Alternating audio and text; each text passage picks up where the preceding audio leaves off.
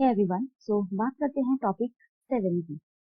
इसमें जो है मेनली पर्टिकुलर जो टॉपिक्स हैं वो है टोटल 3 टॉपिक्स जो है मेन टॉपिक है, और उसके बाद जो है 2 सब टॉपिक्स हैं, जिसमें से important constitutional statutory executive body unique identification authority of India, यानी कि जो भी आधार से रिलेटेड है। दूसरा आता है central information commission, Indian investigation agency, and apart from this कुछ दो हैं सीवीसी यानी कि central vigilance commission and press council of India. तो ये जो है इंपॉर्टेंट टॉपिक्स हैं, more over I think half an hour में कंप्लीट हो जाएगा ये।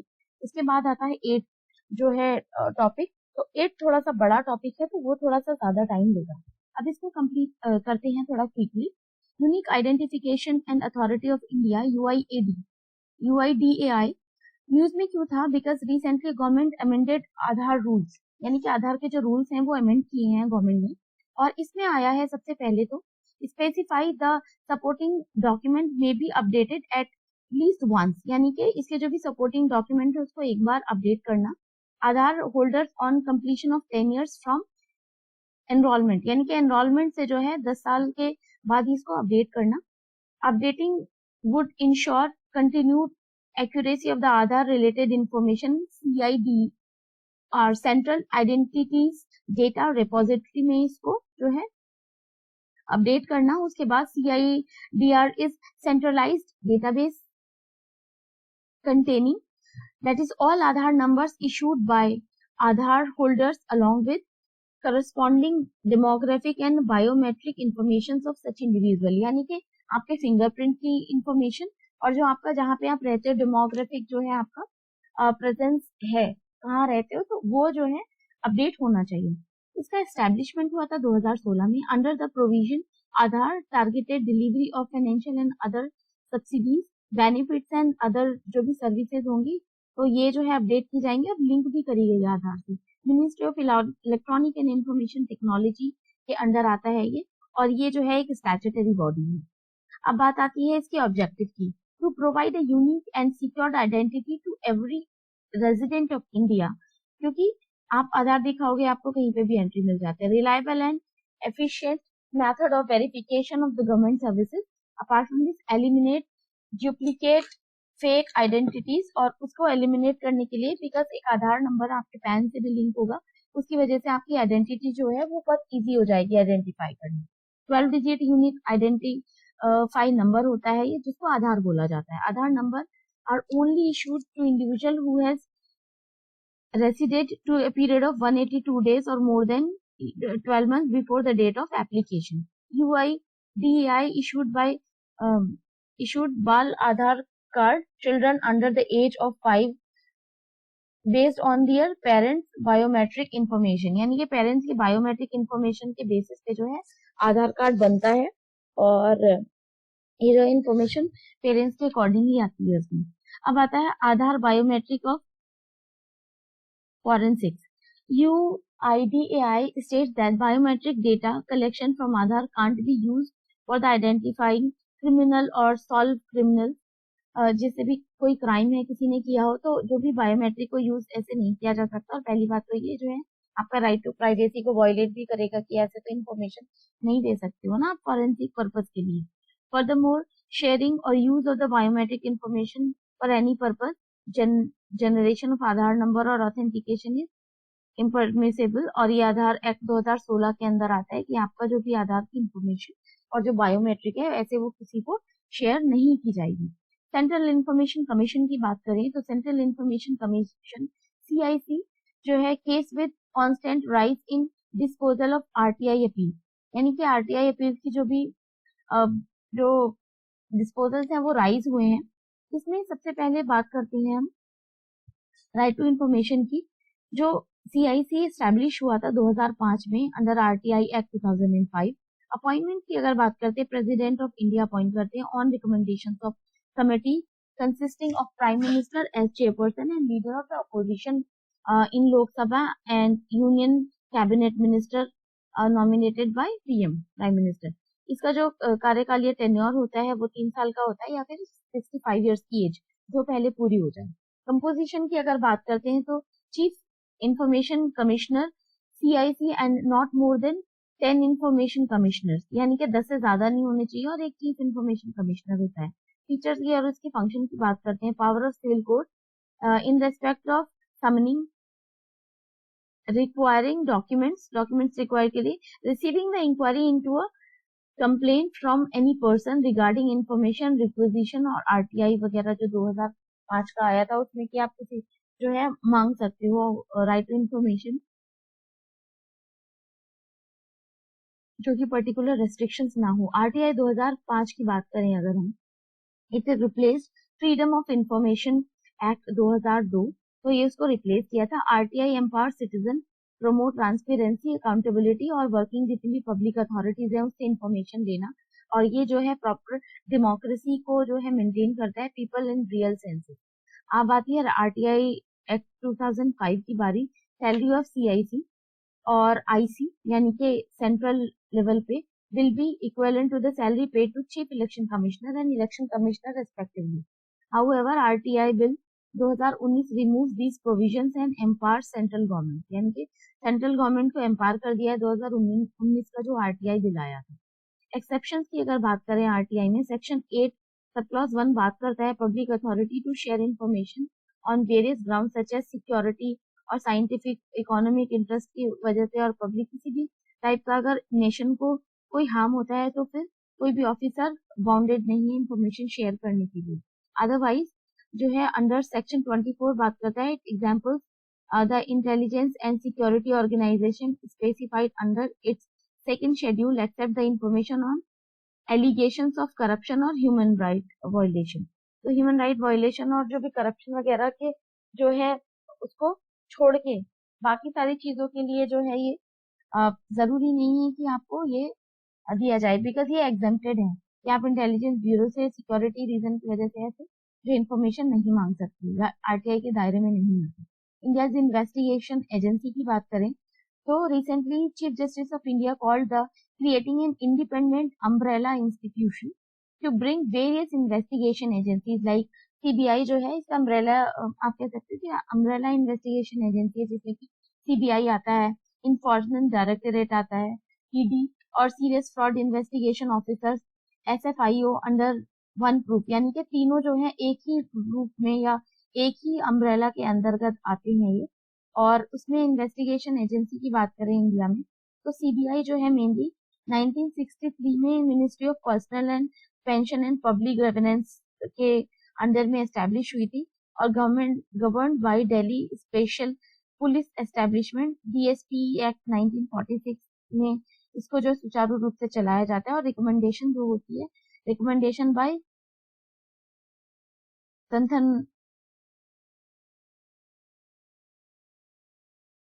संथनाम committee on prevention of the corruption of 1962 to 64, यानी कि करप्शन वगैरह को रोकने के लिए। अब इसका कंपोजिशन की बात करते हैं। जो हेड होते हैं इसमें सीबीआई के अपॉइंटेड बाय 3 मेंबर्स कमेटी, जिसमें कि prime minister, leader of opposition party in Lok Sabha and chief justice of India के जो है सलाह मशवरे के बाद इनको जो हेड होते हैं सीबीआई के उनको जो है अपॉइंट किया जाता है। टेन्योर की अगर बात करें 2 ईयर का टेन्योर होता है, can be given 3 annual extension भी दिए जा सकते हैं उसको। इसके अलावा फंक्शन की अगर बात करते हैं, फोकस करता है कॉम्बैटिंग करप्शन, कोई भी करप्शन है या पब्लिक लाइफ या इकोनॉमिक कुछ भी कर्ब आया है वो क्यों आ रहा है, वायलेशन क्राइम वगैरह, और multi meticulously investigation and prosecution. उसके बाद आता है fight cyber and high technology crimes, उसकी वजह से कुछ भी प्रॉब्लम हो रही है high technology crime. Vigilance commission जो है प्रोवाइड करता है assistance and Lokpal. It is the nodal police agency in India and which coordinates investigation and behalf of the Interpol member of the country. Apart from this, अब ED की बात आ रही है, आजकल ईडी के काफी ज्यादा न्यूज में भी है, और सीबीआई भी, क्योंकि मनीष सिसोदिया जो है दिल्ली से अरेस्ट हो गए हैं तो उसकी वजह से। अब हम बात करते हैं ईडी के एस्टेब्लिशमेंट की। 1952 में इसका एस्टेब्लिशमेंट हुआ था department of revenue and ministry of finance के अंदर। Composition headed by ED director and 2 years का टेन्योर होता है, कैन बी गिवन 3 एक्सटेंशन भी दिया जा सकता है। और ये जो मेनली रेस्पॉन्सिबल होते हैं एनफोर्समेंट के लिए foreign exchange management, act 1999 FEMA, और उसके बाद आता है सर्टेन प्रोविजन जैसे कि prevention of money laundering PMLA 2002 and fugitive economic offenders act FEOA 2018। कुछ भी इकोनॉमिक जो भी फ्रॉडुलेंट टाइप की चीजें होती हैं उसको कंट्रोल करने के लिए। अब आता है SFIO, serious fraud investigation officers की बात करें, 2003 में एस्टेब्लिश हुआ था मिनिस्टर ऑफ कॉर्पोरेट अफेयर्स के लिए के अंडर में। और जो अगर इसकी बात करें, हेड जो होते हैं ED के डायरेक्टर होते हैं, और headed by a director. It is also composed of experts from various fields such as chartered accountancy, cost accountant, या फिर company secretariat, forensic audits and legal experts. तो ये सारे जो भी होते हैं इसमें इनको जो चुना जाता है। फंक्शन की अगर बात करें, power to arrest accuse people for violation of company law, provide assistance to the ministry of corporate affairs in the formation of policies and laws, यानी कि लॉ और पॉलिसी फॉर्मेशन जो होता है वो सारा कुछ देखना और जो भी असिस्टेंस प्रोवाइड कराना। नेशनल इन्वेस्टिगेशन एजेंसी NIA की बात करते हैं तो 2008 में हुआ था और under the ministry of home affairs. Composition जो है headed by the director general who is appointed by the government of India. और इसके जो मेन फंक्शंस हैं, central counter terrorism law enforcement agency, mainly function है power to the central agency to take suo motu, यानी कि खुद से जांच की जा सकती है, cognizance of the terror activities across the country, probe cases of the human trafficking या जितने भी offense related to the counterfeit currency या बैंक नोट्स, कुछ भी नकली नोट वगैरह चलना, प्रोहिबिटेड आर्म्स या साइबर टेररिज्म हुआ, ये सारी चीजों के लिए जो है रिस्पॉन्सिबल होते हैं। और जो भी एक्सप्लोसिव सब्सटेंसेस एक्ट 1908, कुछ भी एक्सप्लोड या कुछ बम ब्लास्ट वगैरह होता है उस चीज के लिए। Provide technical and operational support to the other law of enforcement agency. CBI investigation 3 तरह की होती है, anti corruption, special crime and economic offences, जो कि सुओ मोटो भी है। इसमें आता है एंटी करप्शन में usually registered against public officers, employees और यूनियन गवर्नमेंट। तो इसमें जो है superintendence of CBI related to the investigation of offences under the prevention of corruption act 1988 के जो अंतर्गत आता है, और CVC with the CVC, Special Crime Investigation of Serious and Organized Crime with IPC on request of state government or order of the Supreme Court and High Court। तो special crime वगैरह के लिए इन्वेस्टिगेशन के लिए supreme court, high court या फिर state government order करती है। इकोनॉमिक ऑफेंसेस में अगर रिलेटेड चीजें हो तो क्राइम, फाइनेंशियल, मनी माल प्रेजेंस, बैंक फ्रॉड हुआ हो, कहीं मनी लॉन्ड्रिंग हुई हो, ब्लैक मनी ऑपरेशंस हो रही हो कहीं पे, और इधर से उधर। CBI usually transfer case of money laundering to ED। And suo motu अगर बात करते हैं कि खुद से ही जांच करना, CBI usually transfer cases of money, CBI can suo motu take up investigation of offices only in the union territory. Centre hold the power to authorize the CBI to investigate a crime in the state only after the consent of the concerned state। यानी कि concern state या chief minister और जो government है उससे आप discussion करने के बाद ही इन्वेस्टिगेशन कर सकते हो। हाउएवर सुप्रीम कोर्ट और high court can order CBI to investigate a crime anywhere in country without consent of the state. यानी कि जो हाई कोर्ट और सुप्रीम कोर्ट की ये पावर है कि वो बोल दे कि भाई जाके तुम जो है इन्वेस्टिगेशन करो किसी भी करप्शन वगैरह के लिए। कुछ और इम्पोर्टेंट जो न्यूज है जिसमें से CVC एंड PCI, यानी कि CVC सेंट्रल विजिलेंस कमीशन की बात करते हैं तो इसका जो भी एस्टेब्लिशमेंट हुआ था 1964 में हुआ था, recommendation of the committee on prevention of the corruption appointed by the president of India, and recommendation of the committee consist of prime minister. Prime minister इसको जो है चेयर करेंगे, and ministry of home affairs एक member होंगे, और उसके बाद leader of opposition party Lok Sabha. Tenure जो होता है या तो 4 साल का होगा या फिर 65 साल, जिनमें से जो पहले पूरा हो जाए। कंपोजिशन की अगर बात करते हैं तो सेंट्रल विजिलेंस कमीशन में CV commission consist of chairperson and not more than 2 vigilance commissioners, यानी कि 2 से ज्यादा विजिलेंस कमिश्नर नहीं होना चाहिए और एक चेयरपर्सन होना चाहिए। उसके बाद central vigilance commission and Vigilance Commission shall be appointed functions, advise and guide central government agencies in field of vigilance. यानी कि कोई भी जांच हो रही हो तो ये है सेंट्रल गवर्नमेंट को जो है गाइडेंस वगैरह प्रोवाइड करती है। प्रेस काउंसिल ऑफ इंडिया की अगर बात करते हैं, रिटायर्ड सुप्रीम कोर्ट जज Ranjana Prakash Desai became the first women chairperson of PCI and public council of India की अगर बात करते हैं, PCI आया था 1978 में। टेन्योर था इसका 3 years का। एंड कंपोजिशन की बात करते हैं तो chairman who has bye convention have retired supreme court जज and 28 members. Chairman is selected by the Lok Sabha Speaker and Rajya Sabha Chairman and a member elected by the PCI.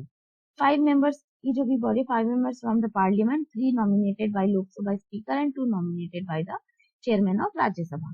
Function की अगर बात करते हैं, watchdog है press का, और press and bye press, यानी कि प्रेस के लिए और प्रेस के द्वारा ही इसको जो है वॉचडॉग की तरह कार्य करता है। adjudicates complaints and against and by press for violation of the ethics and freedom of press respectively. ये था टॉपिक जो है 7, तो काफी छोटा टॉपिक था, जल्दी कवर हो गया है, 15-16 मिनट में हमने कवर कर लिया, तो this is good to go. I hope आपको चीजें समझ आई होंगी। Till then take care guys, bye bye, and like कर देना वीडियो को। बाकी आपकी इच्छा है सब्सक्राइब करना चाहो अपने शेयर और अपने फ्रेंड्स वगैरह के साथ शेयर करना चाहो, उनकी हेल्प करना चाहो। Thank you.